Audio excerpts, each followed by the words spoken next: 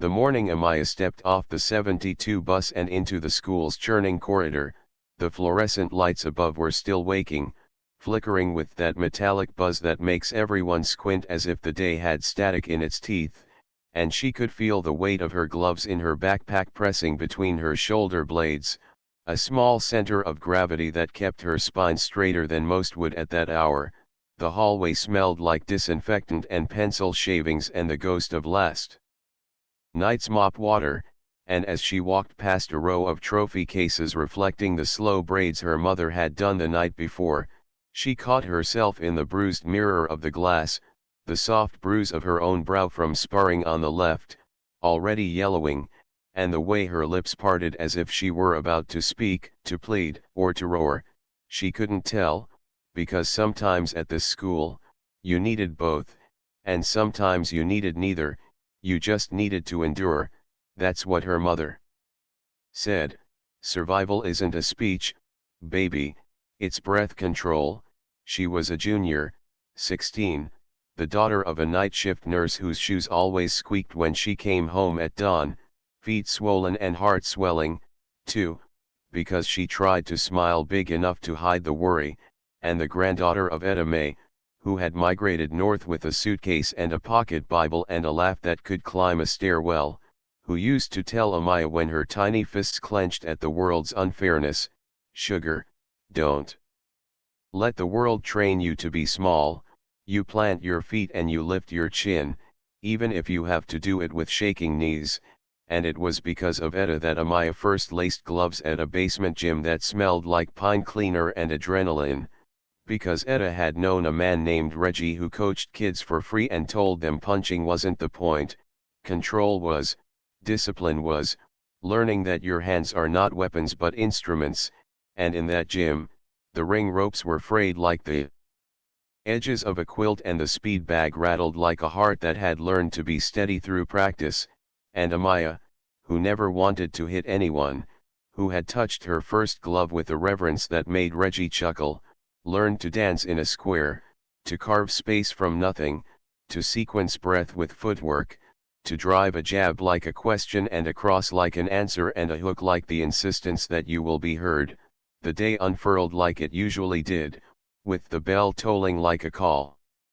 to prayer and a chorus of chairs scraping and the shuffle of kids who pretended not to see each other so they could protect their own fragile mornings. And in Miss Alvarez's English class they read a poem about a bird that refuses the sky's indifference, and Amaya let the lines curl inside her like steam, while 2 seats back, a boy named Colton said with a grin he thought was harmless, "So do you, like, straighten it or is it just like that?"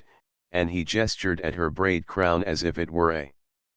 novelty or a pet trick, and she felt the now familiar flare of heat under her sternum, that sting that was half embarrassment and half the sharpening of her boundaries, but she answered the way she had learned to answer, calm, measured, letting him know what a crown was without shame, without letting the thread of anger pull her into something she couldn't use. She said, "It's mine as it grows, that's the answer," and Miss Alvarez, who had been watching, slipped her a look that said both "I'm sorry"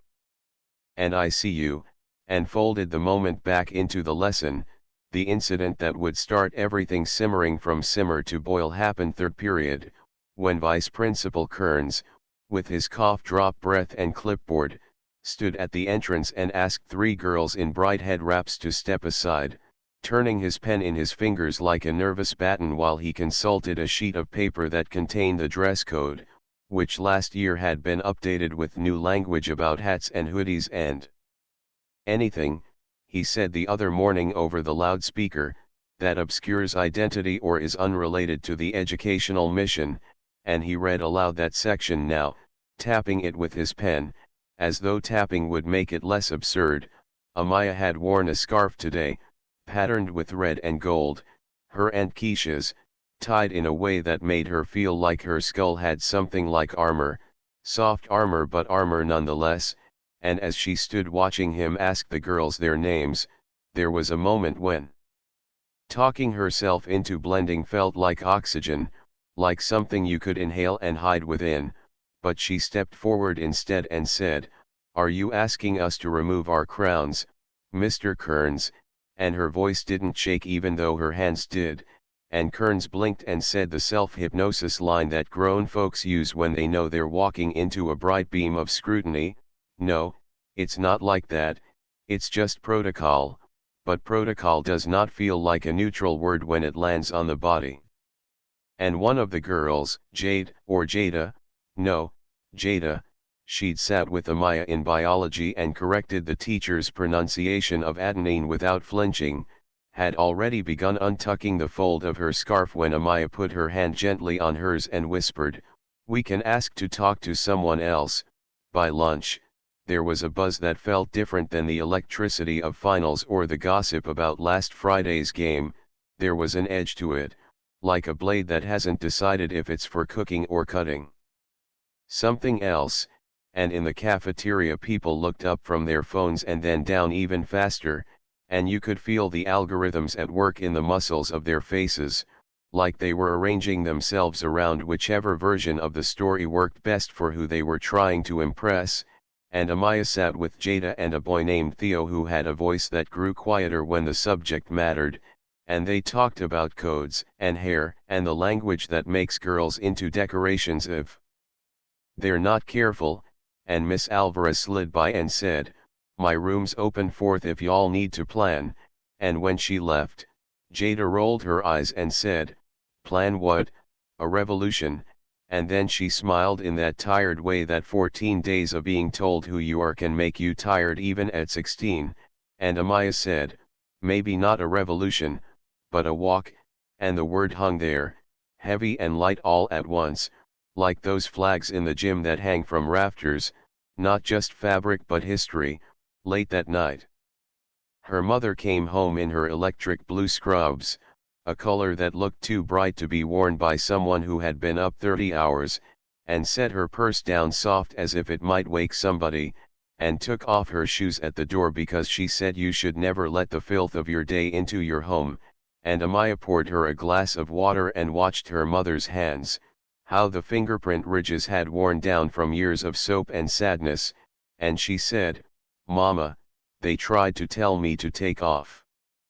my scarf," and her mother's face switched through 3 expressions before settling in the one that Amaya had learned meant both pride and fear, the one that wanted her to be light but knew the light comes with heat, and she said, "We been there, baby. Your grandmother made her own hats when the factory tried to tell her she couldn't wear her hair in a way that made her comfortable, and you know what she did? She switched shifts until she was her own boss and then she wrote the language for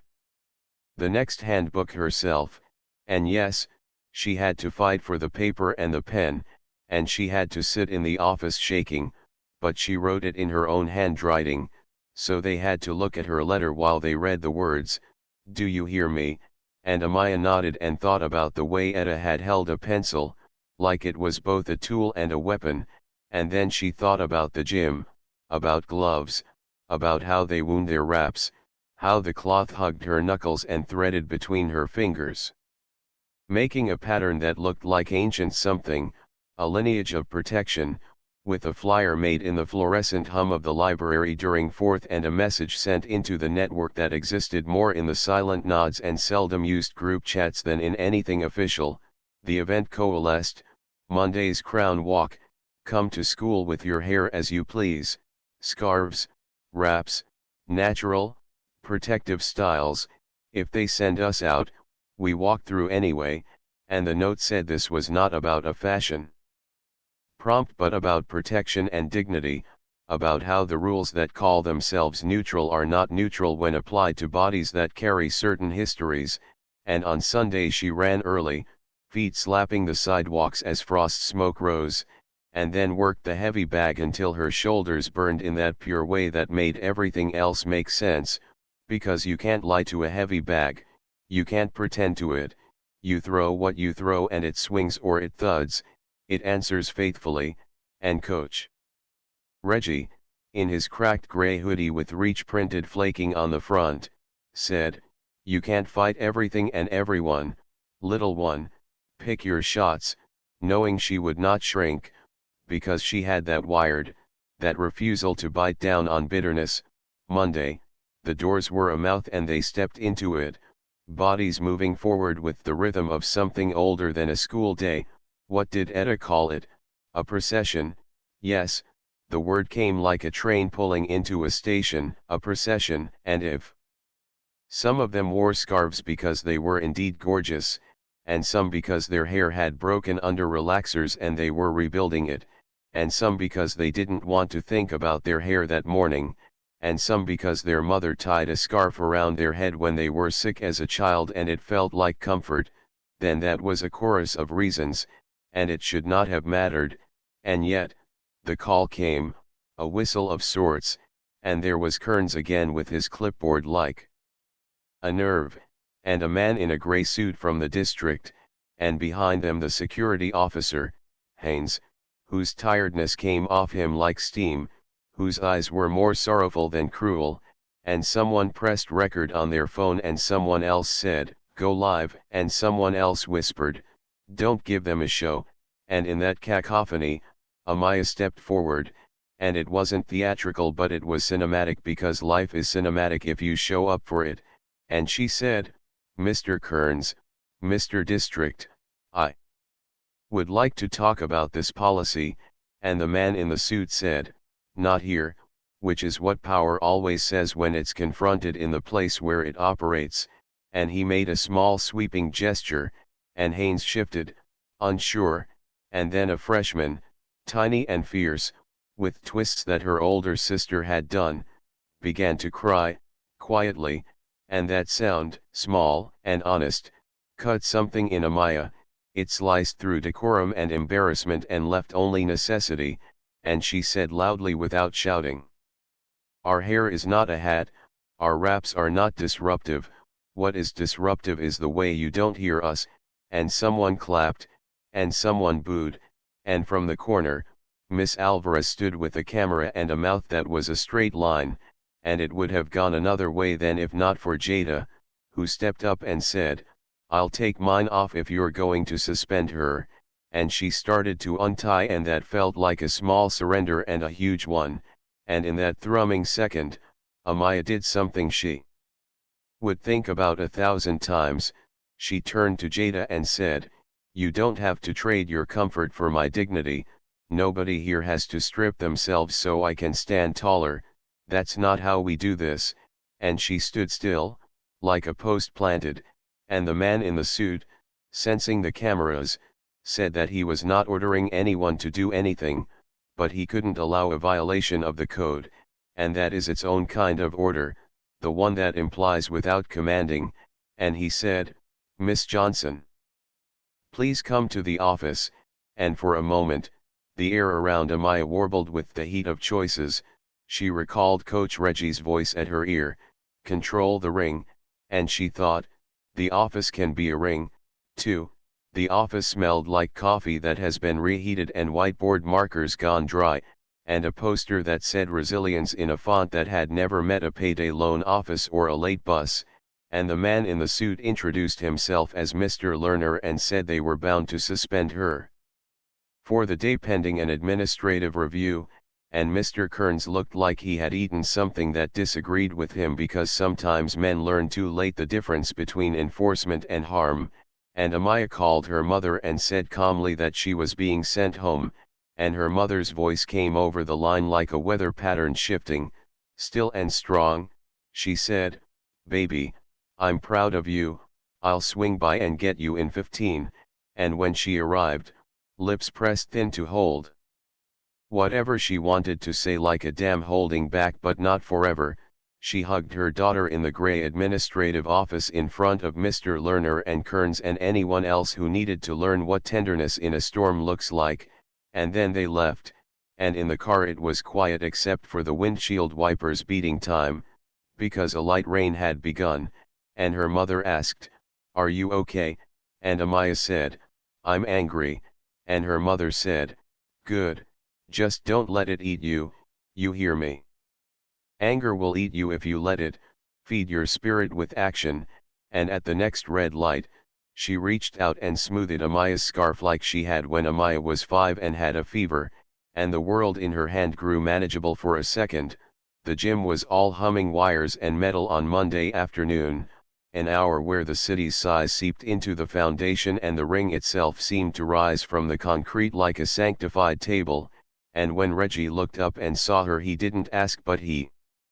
knew. He said, "Hit the bag slow, work your feet, make the floor your friend," and as she moved in the ritual of it, that familiar syllogism of movement, jab, cross, slip, roll, pivot, she felt the anger recede to an ember she could carry in her pocket, not a wildfire to burn down her throat, because in here, she understood the terms of engagement, there was a bell that told you when to start and stop, there were rules, and there was respect, even when there was violence, and the tournament on Saturday loomed like a mountain she was both eager and afraid to climb. Weight check on Friday, careful water sips, turkey slices, bananas, protein that her mother stretched because money was not quite tight but not quite loose either, and she kept her eyes on that climb, because if she could win, if she could stand under the lights and lift her hands and show that a girl can own her space, maybe that would send its own message into the world, because messages travel sometimes in waves you can't measure, but the world has a way of firing back, and on Tuesday morning, the school's social media account posted a careful nothing that apologized for any misunderstanding while reinforcing policy, and the comments bloomed like a rash, some supportive, some venomous, some of that weird middle that uses logic like a blade, and two boys in the hallway, brothers, loud because they were scared, began to chant something that rhymed and hurt, about scarves and secrets, and Amaya felt the tug toward her fist, the old memory of wanting to shut the sound off with a knuckle, but the gym had taught her the difference between punching and expressing, and she looked the taller boy in the eye and said, "Do you feel bigger when you make me smaller?" And the boy blinked, because sometimes honesty is a surprise attack too, and their friend, a quiet kid who sat 2 rows behind in math, murmured, "Chill, man," and the chant died mid-breath. Later, in Miss Alvarez's room, they gathered, Jada with her binder full of scrap paper and a peach ring candy in her mouth, Theo with a notebook he would never show anyone because he wrote poems in it he said were too raw, and Amaya with her gloves still in her bag like talismans, and Miss Alvarez said, "If you want to speak at the board, the last open session before winter break is Thursday, you'll get 3 minutes," and she wrote the link on the board and circled it, and the chalk dust whooshed like a small cloud. They signed up, one by one, using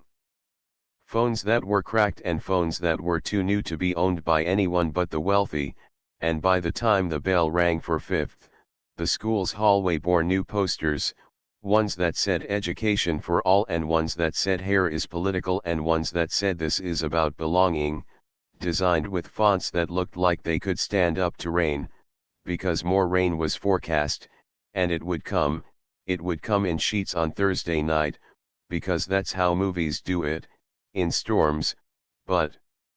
right now, the storm was inside, a pressure ride, and on Wednesday evening, when she weighed in at a practice scale and was a half-pound heavy, she laughed and said okay, and Janice, a college boxer who sometimes helped coach, handed her a skipping rope and said, "Jump with it like you're escaping something, only you're not, you're staying right here," and Amaya jumped until her calves were on fire and her lungs had to make room, and when she stepped back on, the numbers said she had done enough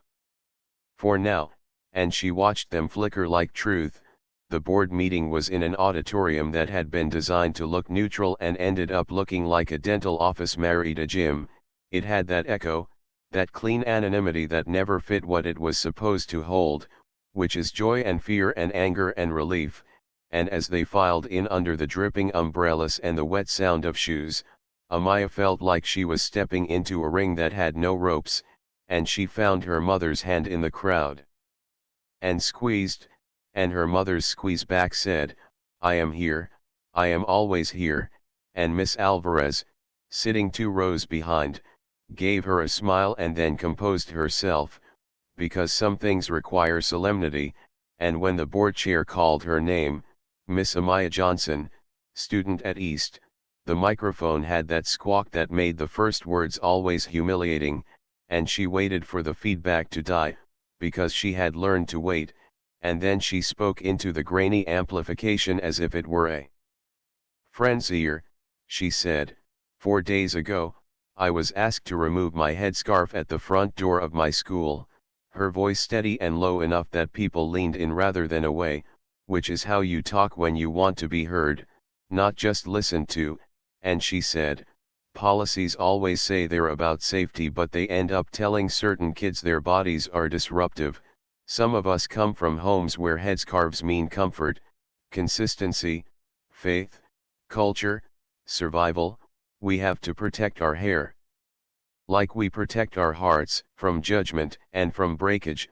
both kinds, and when you write a policy that tells me to take mine off, you write a policy that tells me I don't belong, and I'm tired of that. I'm at school to learn, sir, I'm not here to be made a lesson, and she let the words hang, and her hands, she realized, were moving the way they moved when she shadowboxed, punctuating without striking, and she told them about Etta and the factory and the paper written in her script, and she said, I am asking for our school to adopt language like the Crown Act, to state simply that we will not police hair or head coverings unless there is a specific, demonstrable, case-by-case harm, not a broad harm that is really a discomfort, and I am asking that you consider who will be harmed by the current language, and it was done, 3 minutes and a bell, and she stepped back and did not look to see if anyone clapped, because applause was not what had brought her, and in the parking lot. Afterwards, the rain still drumming like stubborn fingers on the car roofs, her mother hugged her hard and then let go, and the space where her mother had been remained warm, and Amaya thought, that's something you can carry in a fight. Friday's weigh-in at the actual tournament venue, a downtown gym with lighting meant for television and a ring that looked more like a stage than a square, was an exercise in patience, boys posturing and girls assessing and parents calculating, the air dense with the musk of nerves and the salt of ambition, and when she stepped onto the scale and the numbers held steady under her, she felt like a sniper with her breath, and Reggie said, good, now the hard part, the waiting, and the waiting, she found, was indeed hard, because all that space between now and the ring is space for fear to bloom, fear of losing, fear of looking ridiculous, fear of failing not just yourself but the narrative, because everyone sees a story in you whether or not you chose this plot. A black girl at school, she's a fighter, that's what the titan of fate had carved above her, it seemed, and she sometimes resented the neatness of it, because she liked math and cartoons and the rain at night and the smell of cinnamon in her grandmother's oatmeal and the way Jada cussed compassionately, and yes, she fought, but not because it made for a good movie, because sometimes you have to fight to make quiet spaces where you can be tender, and Saturday morning, the sun rose like it was tired too, a pale smear behind gray cloud, and she taped her hands with the solemnity of a girl writing her name on the first page of a book, and Reggie checked her raps and nodded, and then they warmed up, the pad work a rhythm that synced their breathing, 1 2, 1, 1 2 3, slip, pivot, and the pad smacked like applause. Her opponent's name was Camila, stocky, brilliant feet, a left hook that whistled when it cut the air, and when they touched gloves in the center end. The ref said, protect yourselves at all times. Amaya felt her heart settle into a pace she recognized, survival plus joy equals rhythm, and the first bell's clang was like a door banging open in a storm, and then they were in it, the dance and the war, and Camila came forward with authority, punches crisp, and Amaya met her with a jab that snapped but didn't comfort her, because Camila slipped inside it and landed a shot that rocked Amaya's head just enough to make her see the lights briefly as stars, and she took a step, recovered, felt the crowd go quiet in a way that felt too loud, and then she remembered Reggie leaning forward and whispering, "Control the ring, not the other girl, the ring," and she pivoted, stole space with her feet, circled, jabbed, changed levels, and Camila had to reset, and there they were, making adjustments like people having an argument in a language nobody else speaks, and by the end of the first, her nose tingled, a warning heat, not blood yet, and she sat. And Reggie pressed the cold iron to her neck and said, "Breathe," and Janice said, "You're sitting down too hard, lighten up, your legs will need you," those little bits of practical truth that make it possible to move between sorrow and grace. The second round felt like a time warp, now fast, now slow, now here, now there, and she fainted and stepped and found that she could land when she acted from intention, not fear, not proving, just doing what she had practiced in the quiet while nobody watched, and when she returned to the corner again, the world had steadied, her mother's voice somewhere in the crowd, a frequency she could feel more than hear, and in the third, Camila came with a storm because she needed to, it was close, and the ref warned them about holding, and they both wanted it the way you want to be told you are not foolish for believing in yourself, and when the final bell clanged and the ref drew them to the center again, and the announcer's voice boomed with that practiced baritone that made everything sound important, Amaya looked straight ahead, like she had in the office, like she had at the board, and when they said split decision, and then said her name, she felt not a conqueror's top of the world but a settlement, like the way a house finally creaks into its foundation after a storm, and she lifted her hands and breathed and then hugged Camila because the respect was real, because they had seen each other in a place that strips you down to your truths, because both of them were girls who had learned a language and sung it out loud without music. After the fight, the fluorescent lights in the back room did that thing where they turned sweat into slick silver on all the kids' faces, everyone talking and crying and drinking orange slices like they were holy, and a local reporter, a woman with a headset and eyes that had seen too much to babysit Fluff, asked Amaya, "What does this win mean for you?" And Amaya, who could have talked about technique or weight or skill, heard herself say, "I want to be able to wear my hair how I need to learn in peace, to not be called disruptive because of my comfort," and the woman's eyebrow went up slightly, interest sparked, and she asked her to clarify, and Amaya told her the story, and the story traveled, as stories do, faster when they are told with sweat still shining and lights still bright, and by Monday, the board had called a special session, the kind people don't like to call.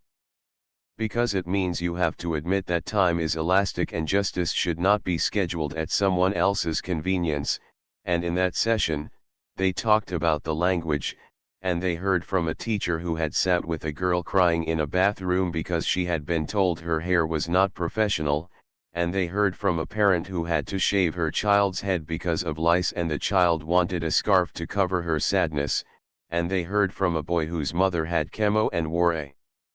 scarf to feel less naked when he hugged her, and they heard from Edda's ghost because Amaya was there and she spoke her name, and they heard from people who did not want to hear and from people who had been waiting to say this for the whole of their careers, and they changed the language, not instantly, but faster than things like this usually change, and Amaya walked out into a cold afternoon that felt like a thaw was happening below ground, and she wanted to tell her grandmother, and since she couldn't, she went to the boxing gym instead, because that's where she talked to the dead, in the rhythm of rope and the scratch of sneakers over tape marks, and Reggie nodded and said, "There you go," and then he said, "Now go do your homework." In the weeks that followed, tiny miracles and annoyances continued as they always do, because no policy change can make a boy grow up faster or a girl's bones stop aching when it rains, but it did change the way the hallway felt, a little, it made Space for color and beauty that had been there all along and was now not illegal but celebrated, and there was the moment in biology when Jada leaned in and said, "You looked like a superhero up there," and Amaya said, "I looked like me," and that was the magic. And there was the day when Theo read a poem in Miss Alvarez's room and Amaya cried even though she almost never cried in public because he wrote about a bird with a wing broken by a window it couldn't see and it learned to fly anyway by changing its definition of sky, and she knew he was talking about all of them. And there was Friday when Haynes stood in the doorway and watched the morning tide of kids and said to nobody in particular, "We're all just trying to get through, aren't we?" And someone said, "Yes," and he nodded like that was an answer he could work with. The phone still pinged with ugliness sometimes, and the meme a boy sent to a group chat that wasn't supposed to include her found its way to her anyway, and it had a picture of a girl sleeping in a scarf and said something unkind, and she made a choice not to engage even though the petty part of her had a list of comebacks that would slap, because the ring had taught her that not every feint was a punch and not every movement had to be answered, and because the fight she wanted to pick next wasn't on a person but on an idea, that girls who fight aren't soft, that strength precludes tenderness, that a fighter can only be hard. She lightened her hands when she touched her little cousin's hair and braided it with slow respect. She left a note in Miss Alvarez's inbox that said thank you for the room and the chalk dust and the quiet. She bought Reggie a new pair of jump ropes with glitter handles because the kids loved anything that sparkled, and she took the long way home sometimes because she wanted the rain to wash the day off her skin, and she stopped by the mural they had started painting on the wall near the school's back lot, the one with the faces and the affirmations and the doorway that wasn't a door, and she helped shade the cheekbones of a woman who looked like someone's auntie who had saved somebody with a bowl of soup, and she wrote in small letters near the bottom, "Plant your feet, lift your chin, even if your knees shake." One evening, as the sky stitched itself into purple and the street lights came on like someone flicked a switch in a far-off booth, she and her mother sat on the stoop with enamel mugs of tea, and her mother said, "Honey, do you ever get tired of being brave?" And Amaya thought long and said, "Yes, I get so tired I want to disappear, but then I remember that being brave isn't being loud all the time, sometimes it's just staying, sometimes it's going to school the next day and looking the same way you did yesterday and letting people learn, not by slapping them, but by standing in your joy." And her mother laughed that laugh that was almost a sob, and the neighbor's radio played a slow song and the city smelled like rain and charcoal and roses and car exhaust, that complicated bouquet that meant home. On the night of the winter formal, she didn't go, partly because she wasn't in the mood for the waltz of pretending, and partly because Jada had a debate meet the next day and they wanted to study and share fries, and instead, she went to the gym for open sparring, where the old heads pressed their forearms to the ropes and hollered advice nobody asked for, and the little ones bounced like popcorn too close to the edge of the pen, and she sparred light with Janice and got touched with a jab that woke her up and learned something new about her own tendency to drift left when she got bored, and she logged that, not to fix but to understand, because that was new for her, this kindness with which she now regarded her own mistakes, not as moral failures but as data. Spring came, as it always does eventually, even for those who do not believe in its promises, and with it came tournament flyers and whispered scholarship hopes and a fresh dust up in the hallway when a boy who had more biceps than sense said something sideways to a girl in a hijab in the science wing, and Amaya watched from his right and said, "You done, sir?" and he blustered and then walked off, and the girl said, "Thank you," almost without sound, and Amaya said, "No," and then realized that in someone else's story, you have to accept the thank you even if it feels too heavy, and she nodded. On the last day of junior year, in the chaotic celebratory cruelty of lockers slamming and paper floating and teachers swearing they'd miss you but shaking the dust off their souls as the bells fell quiet, She walked past the trophy case again and saw the way the afternoon light caught the scratches and turned them into constellations, and she thought about the creation story her grandmother had told her, how God was a fighter too, arguing with darkness until there was light, and she smiled because she could hear Etta scolding her for making theology out of everything, and she pressed her palm to the glass, leaving print lines that dissolved so quickly in the heat that she could almost pretend they were a miracle. Senior year would come with its essays and its goodbyes and its new monsters, because the world never stopped making those, but inside her, she carried the knowledge that she had changed a line on a paper that now sat in a binder on a shelf in an office, and that it had rippled into mornings where girls could walk how they wanted and not be told to turn back, and on the mornings when she didn't feel brave, she would remember the sound of the bell at the fight,